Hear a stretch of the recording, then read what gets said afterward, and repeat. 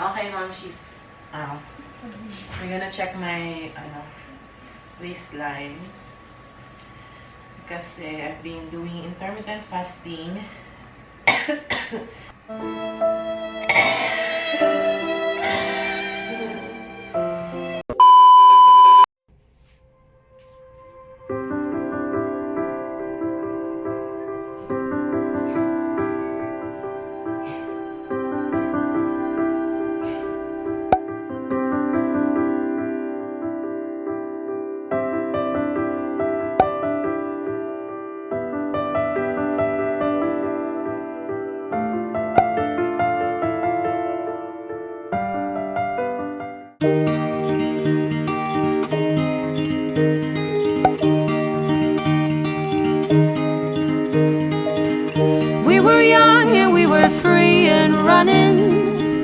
Never bothered about what could be coming.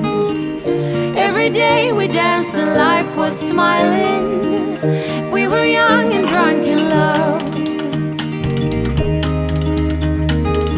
A few years later I have started thinking, if it's just love in every glass I'm drinking, we're like one without. Hey Momshies, it's about 44 hours since my last meal.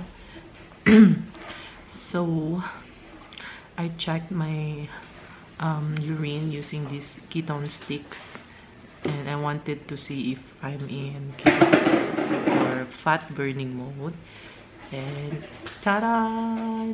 I am. I'm so happy. Look, ayan siya. Parang nandito siya sa moderate yung color niya. Hi, River. I take a photo with you. Yeah. So this measures how much how much you're using your fats for energy, kasi it comes out sa urine the first few times, I think. So yeah, I'm gonna show you better. So there we are. It could either be this, or in between. The small and medium. Yeah, small and medium. So this is a urine dipstick. Dinidip to sa urine. And this is what you get. It looks like this a little bit. Or this. Ayan. So nakakatawa. We are now on fat burning mode. Actually, this is my third attempt to do a 48-hour fast. To do it correctly. Kasi dati I would break my fast the moment I hit that 48-hour mark. Dapat pala the next day pa. Hindi on the same day. So, ang naging result is parang 24-hour fast lang kami. The last week na we tried 48-hour fast. So, I feel okay. I'm still breastfeeding my kid. I've been drinking a lot of green tea with lemon because I'm trying to I'm trying to heal my COVID, and I'm trying to, kasi before ako nag-start ulit ng fast, grabe yung ubo ko. So, sabi ko magpa-fast ako ulit para try to see if magbe-better yung ubo ko. And nag-better nga. It was so much better last night. Yun yung first day ng fast. And the night before that, talagang grabe yung ubo ko na talagang so, na-push talaga ako to for better health, to try the fasting again. And today is the second day.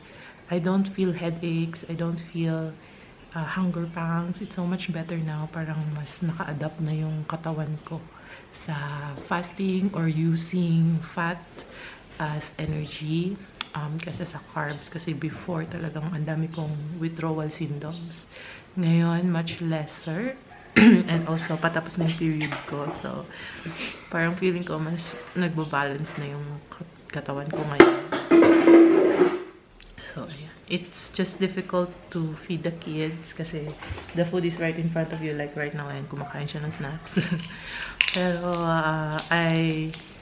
ang technique na ginagamit ko is I drink tea at the same time na kumakain sila para parang meron din akong nai-intake kahit papaano habang kumakain sila. So, I don't feel so deprived. Ayan. And, parang this week, mas less yung mga, dapat dito, mga daydreams ko about food.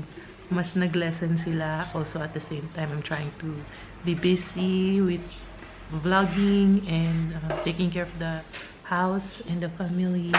And, overall, much a better experience kesa nung first week na trinay namin mag 48-hour fast. So, it gets better mga Momshies na you get to develop your muscle into it. So far yun yung update.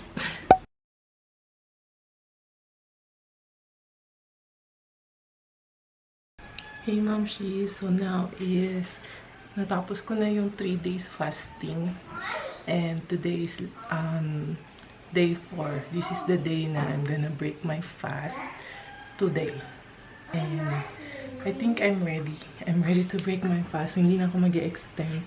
I'll save that up for the next time that I will fast. So ito yung mga gagawin ko today.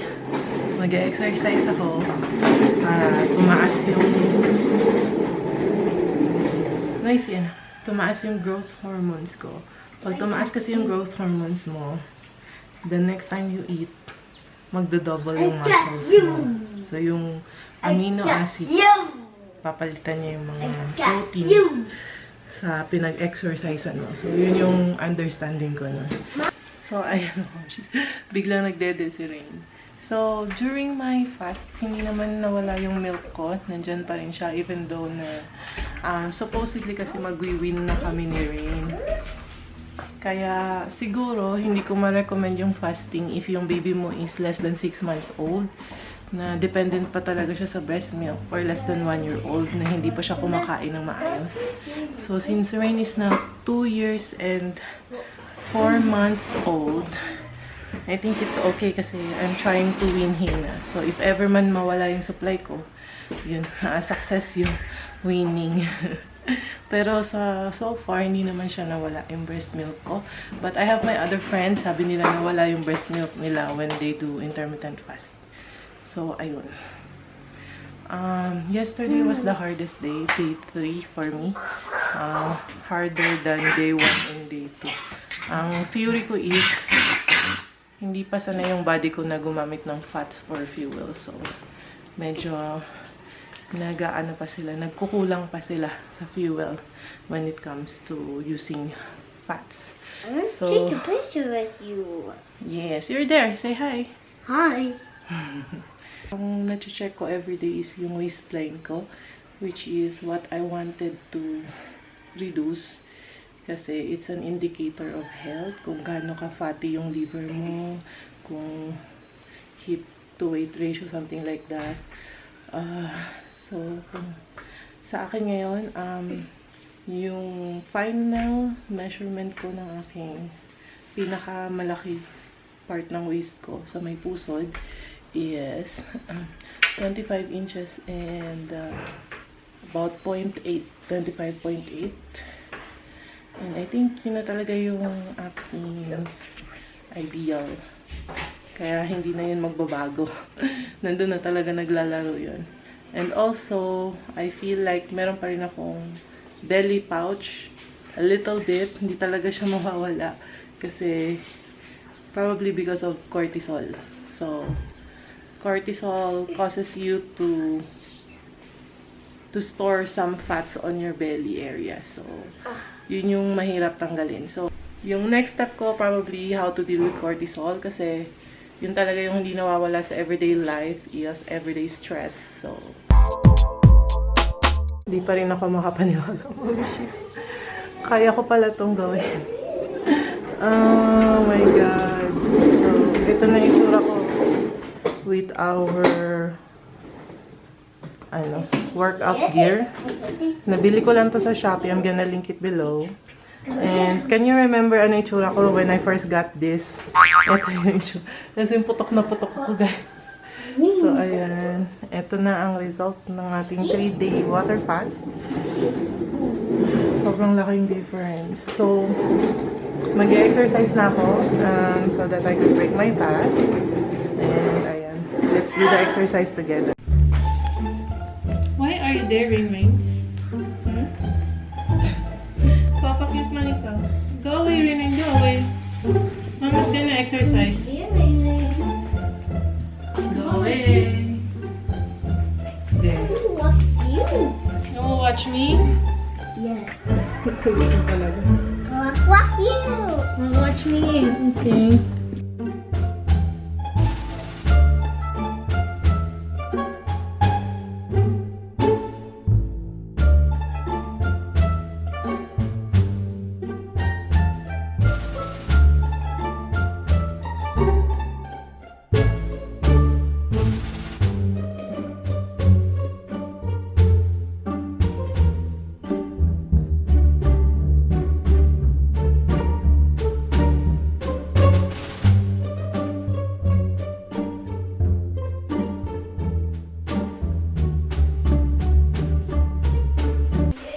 So mga momshies, ayun na nga.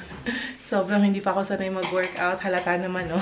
So it's just been the second day na nag-workout ako. Kasi when you work out in a fasted state, mas maganda yung effect niya. So mas maganda talaga yung together yung gawin yung fasting and working out. My principle in life is hindi ko talaga bibiglain lahat. Yung fasting, hindi ko binigla. Pati yung workout, hindi ko bibiglain. Paunti-unti everyday hanggang sa mas maging adapted yung katawan ko, mas maging stronger siya to do the workouts. Pero okay na yun for today. Yesterday, I did the HIIT and today I did the tawag dito. I did the abs workout. So, ayan na guys. I can't believe ganito na yung katawan ko ngayon. Makapaniwala ba kayo? Kasi ako hindi ako makapaniwala talaga na nangyayari to sa akin. So, ayan siya. I'm gonna break my fast now. So, kasi makapag-workout na ako at least. Minimum requirement.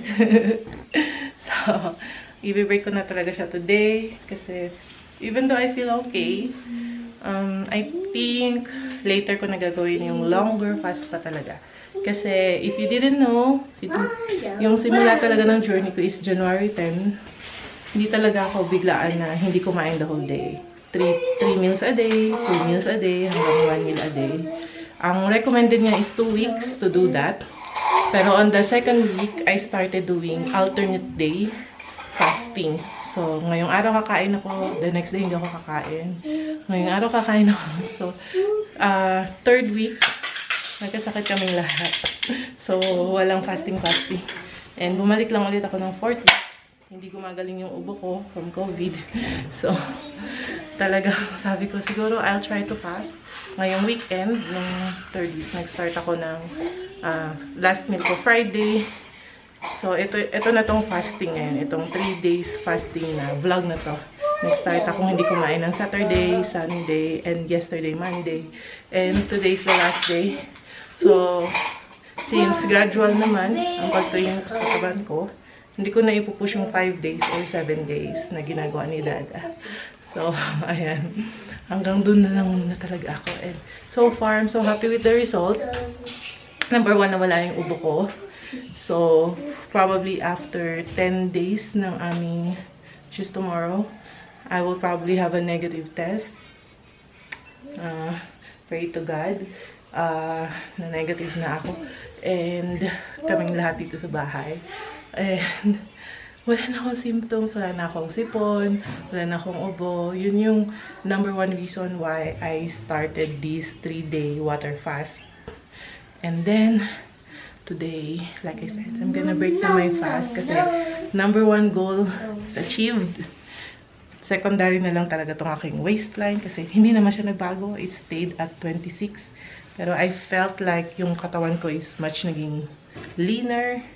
Mas nabawasan yung fats dito sa taas. And that's it. I guess yung katawan ko is nag-recover lang talaga during this fast from the sickness and nag-training kung paano gamitin yung fats for energy and nag-total body cleansing. So, importante na after a prolonged fast, okay ang iyong breaking yung fast. So, that's why I'm doing this. I'm exercising first. Then, I'm gonna have a small meal. And paunti-unti, hindi dapat biglaan yung pagkain ng, lalo ng high carbs kasi pwede kang mahimatay. Kasi yung katawan mo na bigla. Parang from using your body fats, biglang using dietary fats. And sensitive na kasi siya. Pag kumain ka kaagad ng rice or ng puro high carb diet, papasok siya agad sa cells. And then, pwede kang mahimatay. So, yun yung kinakatakutan ko. So, that's why I need to break my fast very carefully. Tara, let's do it.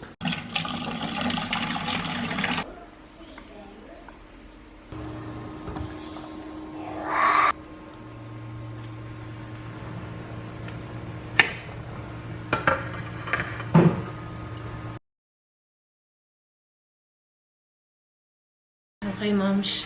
First meal after 3 days. Last kain ko is Friday night. So now is Tuesday morning. So I'm gonna break my fast with this avocado lemon salad. It's 9 o'clock. And then after 1 hour, gonna have some kimchi for probiotics. Yes. Tikman natin. You want? You want? Of course, nag-water ako beforehand today. And electrolytes. So, those are the things that I drink. Hindi ako nag-coffee pa. Unti-unti lang, Mom. Sarap. You want? I'm hiding.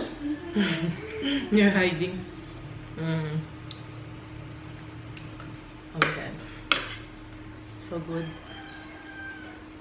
Eat some. Avocado. I'm cooking your egg there, huh? You wait for your egg. What's it? Don't touch it, it's hot.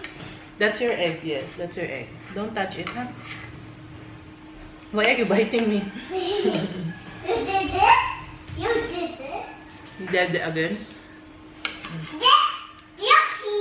So good. Yucky. And what? Hungry. The lemon makes it taste better. Oh, maybe.